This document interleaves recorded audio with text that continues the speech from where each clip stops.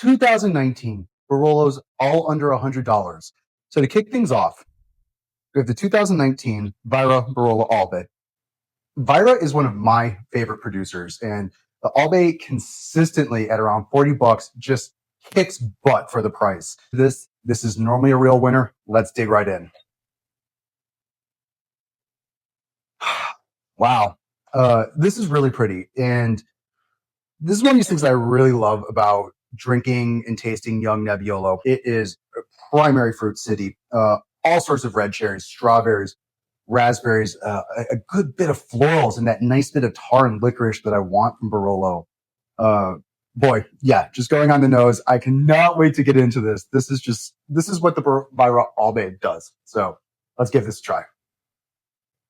The tannins, of course, are really young. Look, Nebbiolo, you can't get past it. There's going to be a lot of tannins. There's going to be a lot of acidity. But these are really silky.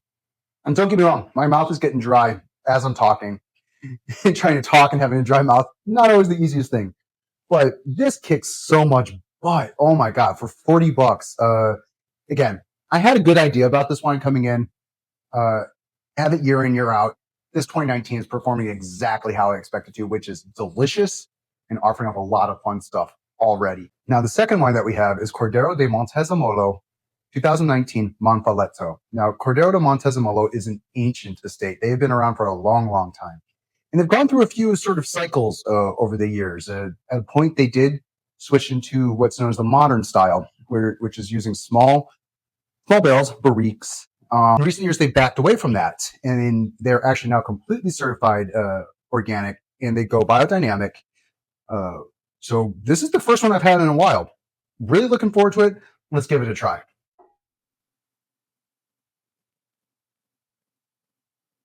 Now, one of the cool things about Cordero de Montezemolo is that they're sourcing all these grapes from the La Mora area. So that's in the northern regions. So these lead to really prettier, elegant wines.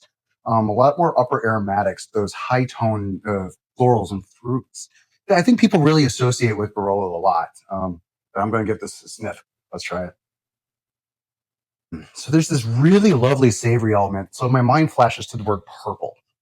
And that's like really where the spectrum is like this sort of like ultraviolet type thing, if you could make a color into a tasting note. But more raspberry and strawberry with the violet flavors, savory herbs and some tobacco and a bit of like cinnamon sticks. That's really that's really different from the Vira Albe. It leans into a darker profile, but not too dark. And there's this like a sort of slight like not balsamico, but like this like little bit of like volatility to it that I'm personally digging. Something that leans a little more savory, a little more intriguing, a little more mysterious, if you will. But really lovely. Again, this was like around $50. So this is one, if you want something with a little more shoulders to it, I think this would be a great one for aging. We're now going to do the third wine, which is Fernando Principano Serralunga di Alba. Now, Serralunga is one of the crews in the southern reaches of Barolo, and this is known as the most structured crew. These will lead to where really long aged wines and a lot of power.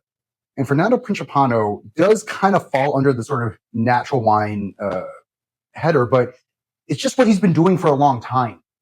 And it's starting to get the better recognition that I feel like he does deserve. I've had some really fun wines from him in the past. Again, this is my first time with all of these. So, or at least on the vintage. So I'm really looking forward to this. And let's give it a try.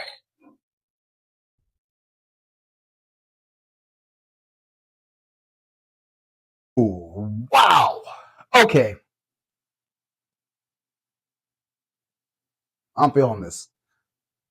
For real. Holy cow. Yeah. So this is real. Deep, deep, deep red cherries. A lot of perfumes. Again, so like with the Cordero Montezemolo, getting those violets. But they hit in the upper register. Really, really pretty. Really, really elegant. And just a big purity. There's this sort of like petrichor flavor that I'm getting, that morning dew, along with the violet flavors, herbs, spices, tar, licorice. This is, to me, Barolo just summed up right in a glass. You know, for a wine that comes from an area of Barolo that's known to be pretty structured. That's not to say this isn't structured. This is really elegant. These tannins are really, I mean, they're youthful and aggressive, but they're fine grained. There is some killer winemaking going on here. This is, I had a 2016 and this was knocked out by it. The 19 doing the same thing for me. This is, if you're looking to build a cellar with Barolo, you could do a hell of a lot worse than going into this wine. Wow. The wine number 4 is coming from Monforte di Alba. So in the south, like the Principano, but this is by one of my personal favorite producers in Fratelli Alessandria. As far as I know, this might actually be my first time with the Le Grand Molere. So I'm tasting this for the first time. I hope you guys are tasting along. Let's get right into it. Ooh, wow. Everything just went up a notch. We were at A level before with these 3 wines. This just said, hi, I'm up here. It's depth, it's class, it's panache. It's just this overwhelming savory quality that I'm really, really enjoying. A lot of red fruits, that red cherry, but dark, a raspberry, again, violets, rose petals, tar, licorice. What I sometimes call is like a wet clay. You know, when you smell like clay that's wet, it just has that kind of smell that I can't really describe otherwise, and that's going on here too. But you can tell the level of what this is bringing right now, and I cannot wait to taste this. Yeah, so this totally, like I said before on the nose, this took it up a notch. This took it up a notch on the structure. My cheeks are drying as we speak. These are some aggressive tannins, like friggin' aggro on the tannins. But so much class on the palate. This is a complete palate. I mean, even on a wine this young, sometimes like the tannin levels, they can thrash it apart. And then by the time it gets to that finish, you're like, hey, what happened? No. That ain't going on here. This is flowing across the palate. And the tannins are there just like really providing these like sort of wall breaks against the rushing water. But like, boy, there's so much class in that. That, oof. It was like $85. If you want something that's just going to be a pure knockout for under 100, look no further than this. This is an absolute knockout. It's awesome. Fratelli Alessandria is awesome. They're starting to get discovered a bit, which makes me both happy and sad. But they're just making great wine, and this is a great way to really buy something that will probably be an amazing, amazing wine in about 10, 15, 20, however many years you like your Barolo. On to wine number 5 right now. And this one's a little bit special. So special in all the good ways. This is Cavallotto's Brico Boscis. And Cavallotto has kind of turned into one of these semi-cult producers over the last decade. They're finally getting the recognition that I do feel they deserve. They're just wonderful people, and I love supporting people as sweet, kind, and generous as they've been.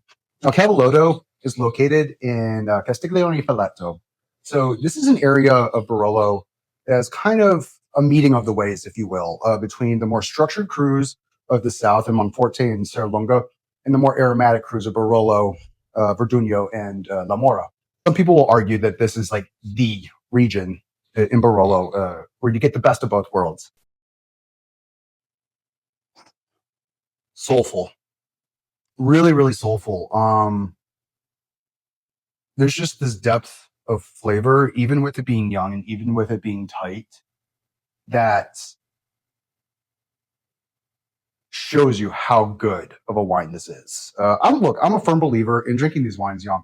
You have to start with something good for it to be truly great. Yeah, sure, fine. Occasionally, wines can transform from absolute nothing into and become this beautiful swan. More often than not, no.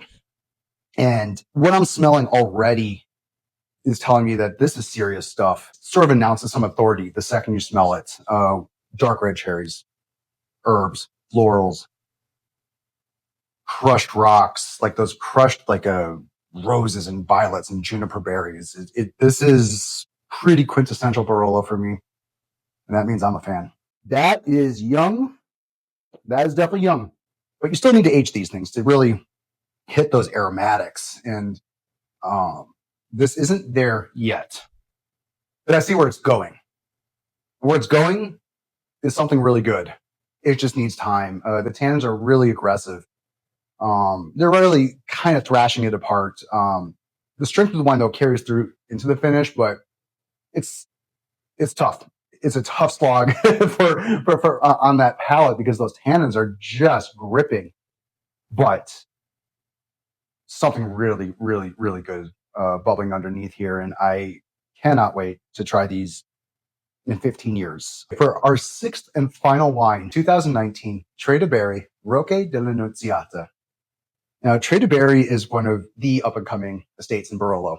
Uh, they started up, I think, really in the last decade, in 2012, and they're really part of this sort of avant-garde new wave of young producers. They're taking what's been done in Burgundy with more of the red fruit forward styles, but it's still Nebbiolo. It'll still take time, and you're still sourcing from one of the great vineyards in the world. This is really, really tight. I opened these all up about an hour or two before we started this, wanting to give them some air. And this is just not giving up much at the moment. Yeah, it's a bit ornery on the nose. I mean, there's still these really pretty rose petals and red cherries and strawberries and raspberries, but it's a bit shut up shop. It's really fighting with me to give off much. But hey, this is what happens when we do something with these wines of this age, aka this young. But we're going to give it a taste, and we'll see what's going on. So it's not giving up much on the palate. But what I am tasting is a very silky wine that speaks of the quality it will be giving. Does that make sense? I hope it makes sense. It needs time. It needs a lot of time. It really caresses the palate, though. I mean, the tannins are strong. The acidity is strong. But there's just this like deftness that I'm really, really liking. Within that feel on the palate, just from the things I know from drinking these way too many times over the last 15, 17 years, that there is going to be something really good. This kind of goes in the blind faith thing where, look, if you're looking for wines to cellar, I would absolutely say do not hesitate to cellar this. It does float right around 100, right under. It's tight right now, though. I keep on emphasizing that. It's not giving up much joy at this exact moment, but that's okay. Because these other wines are showing a lot. That wine, while it's not showing up much on the nose and the palate, as far as the expressiveness, it's telling me that there's something real there, and there's something very serious. So, hey, I could be wrong, but I am very confident with the quality of the producer that that's just going to age gracefully. And then when it comes out of its cocoon, you're going to have your knees buckled. And, well, I guess the only way is to find out. I hope you enjoyed this episode. 2019 looks to be a real banger of a vintage. And these are just 6 bottles. Really encourage everyone to go out and taste these wines. Have you had much Barolo before? And do you drink much young Barolo? Be sure to let me know down in the comments. I'd love to get a conversation going on. So be sure to like and subscribe. Can't wait to see you on the next one. Bye.